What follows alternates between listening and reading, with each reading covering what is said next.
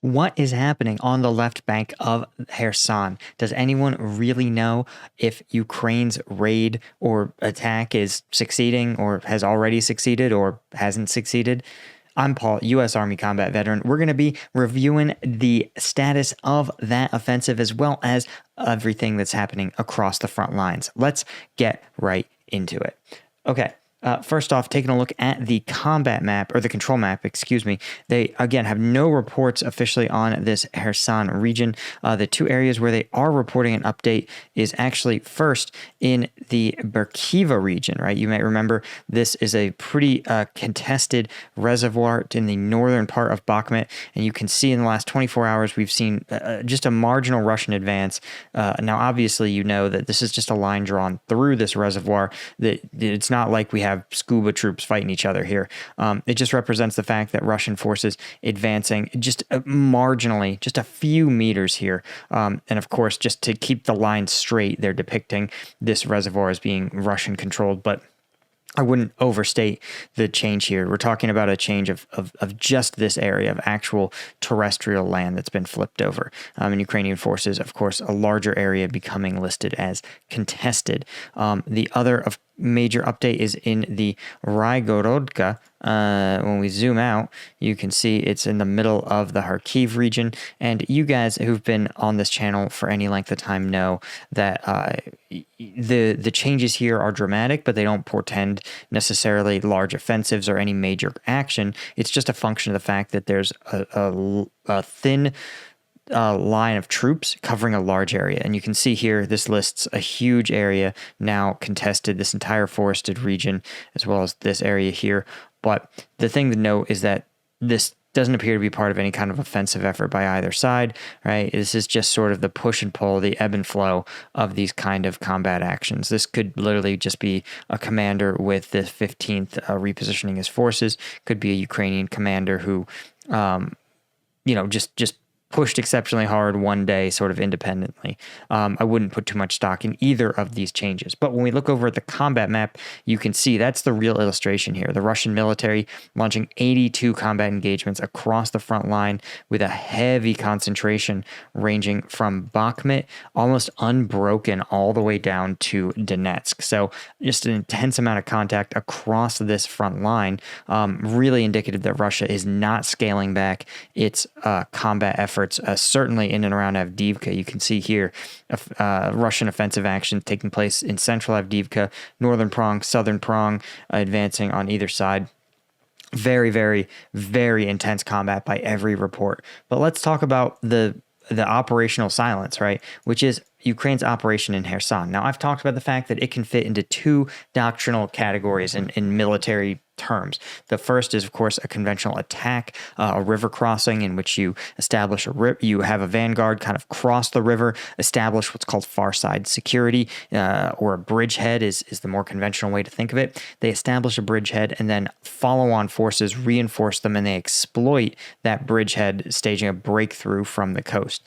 The other option, of course, is that it is a raid, and this is an action which is there is a planned withdrawal, right? Your forces cross the river, conduct their attack, their actions on the objective, seize intel, disrupt enemy activity, and then withdraw once again. And so the question is, was it a raid or an attempted river crossing? And that's sort of the debate that's been all over X. There's so much combat footage, I don't even want to pull up X right now, but this is an illustration of some of the units believed to be deployed to this front line. You can see two naval, it looks like brigade or regiments or brigades here with the X, likely staging against some naval brigades of Russian forces. So it appears that this effort has, well, it depends. It looks like they've denoted two major crossing areas here on either side of Prishchanivka, and now, Russia has reported that it has kicked out the Ukrainians. It's beaten them back. And, Ukrainian Twitter has been silent on this. They did release some footage of what they purported was the initial river crossing, which featured, some Ukrainian Marines wearing life vests crossing at what looked like 4 or 5 in the morning. Now, again, the real question is this a bridgehead that's being held? Is this a case of a raid where the idea was to stay across the river long enough to force Russia to reallocate forces? I think that is the most likely theory, that this was never going to be a raid, because if there was, Ukrainian forces would cross, and then there would be a very robust ferry system, like almost continuous, either ferries or establishing pontoon bridges to resupply and increase the combat power on the left bank of the river, so to speak. We haven't seen that. And so that indicates to me that this is a raid with a planned withdrawal. And they probably stuck around long enough to force Russia to reallocate its forces. You can see here, this is the contested region. Russia is likely pulling forces from elsewhere, especially maybe from Zaporizhzhia, to reinforce this, to make sure this doesn't become a more critical breakthrough. That's what I think you probably saw in this instance. You know, guys, you guys probably know, if you're like me, you love energy drinks, certainly, no doubt about it. But of course, they're like $4 a pop, right? I mean, energy drinks really are crazy expensive.